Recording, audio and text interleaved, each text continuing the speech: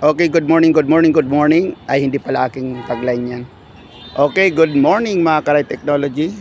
Ito pa rin po ang inyong profesor. Yan, so pag-usapan natin ang cowpea.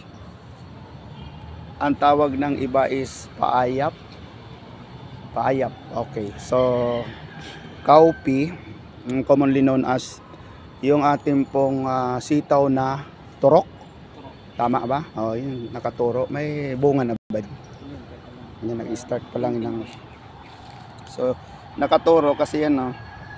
Para ko nito parang marites. May tinuturo palagi. So, si cowpea ay another good investment kapag ka meron ka mga plantation, especially yung mga fruit trees. Kaway-kaway, Sir Alex. In Mindanao, they always use yung tinatawag natin mga cover crop na mga leguminous, yung mga iba't ibang cover crops, yung mga pulupogonium, citrosema. So mga common nitrogen fixer yung mga yan at bibigay ng mataas na nitrogen. So may mga study na kinandak na ang cowpea din ay isa sa pinakamagandang cover crop, especially sa ating pong mga plantation at sa mga lupa na gusto nyong i-improve. So ito is a collection and yung ating pong characterization. When we say characterization, tinitingnan nila yung mga pagkakaiba at potential ng mga crop na ito, especially yung kanyang yan, anthocyanin color, yung pulang yan. So may potential yan kung may kulay yung inyong mga halaman, ay may potential siya for high nutrient content. Yung mga may mga kulay pula, antioxidant. So the flower also contribute to its distinct characteristic o kakaibang karakteristik.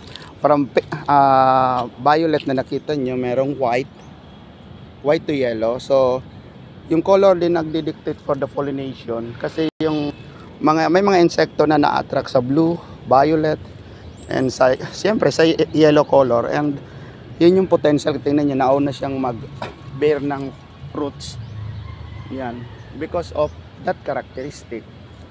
Sa palagay ko lang yun. so ano pa, so tingnan mo, may iba-iba siyang kulay ng flower.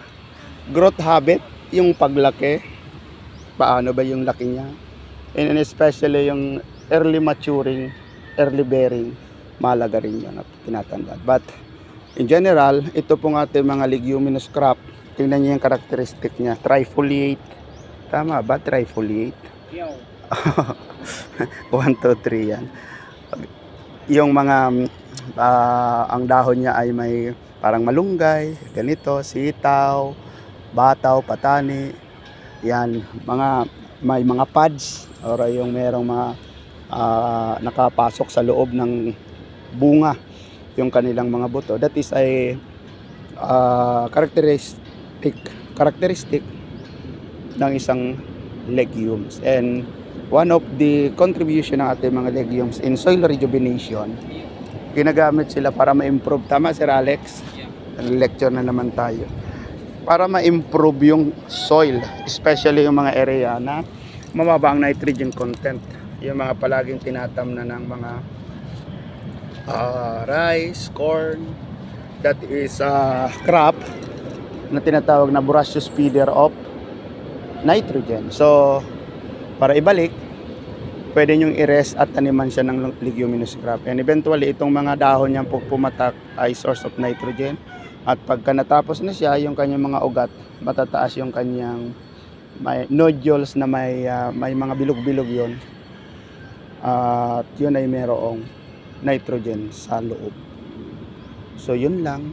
At kung gusto niyo makakuha ng seeds nito, hanapin nyo sa kalsada sa Lazada. Hindi ito for a distribution, it is only for the experiment. Meron ang mga City Municipal Agriculture Office, especially yung area ng Negros and Iloilo, marami sila niyan. At ang UP Los Baños, the Institute of Plant Breeding, meron silang mga ganyan. So si BPI is collection siguro sa ITPGR, Plant Genetic Resources ng UP Los Baños, meron din silang pwede. So yung mga bahay-bahay din, pwede nyo i-collect and gawing source ng nitrogen at pang-improve ng soil. Isabog nyo lang siya or ilinya at makocover nyo yung lupa. Pag namatay siya, pwede nyo araruhin pa ilalim, katulad ng munggo, as a source of nitrogen. So yun lang. Ganda ng technology nyo, naka-plastic. Ang ano nito, Sir Alex, is for seed production, ano. So isa yun sa mga sa susunod pag-usapan natin yung seed production, kasi isa sa mga malaking industry na pwede nating i-venture dahil ang mga katulad nitong crop is neglected, but ito yung sagot sa ating problema when we are talking about the challenges and problem about climate change. So when it comes to climate change issue, itong mga kanitong crop ang pwedeng i-address at ipanglaban sa climate change. Malaki pa pala ito. Yan po yung ating Mr. BPI. Mga ka-munggo.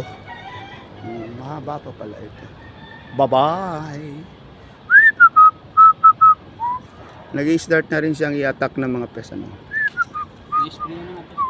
Ini-spray na. Ayan, tingnan mo yung mga langgam. Usually, yan ang kanyang Langgam na pula. Langgam na pula. Gustong-gusto yan ng mga aphids. Aphids, kapag ka nakapag-aral-aral ka, pag farmers ka lang nag-attend ng seminar, aphids.